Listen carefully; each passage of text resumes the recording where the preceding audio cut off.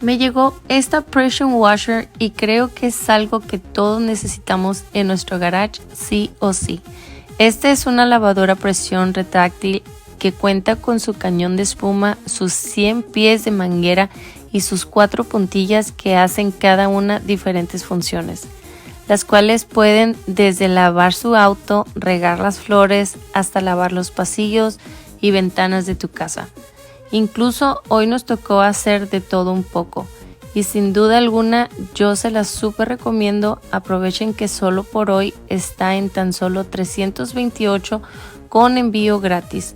No olviden que les dejo el enlace arriba de mi nombre para que aprovechen sus ofertas y no se queden sin tener esta pressure washer G30 en tu garage.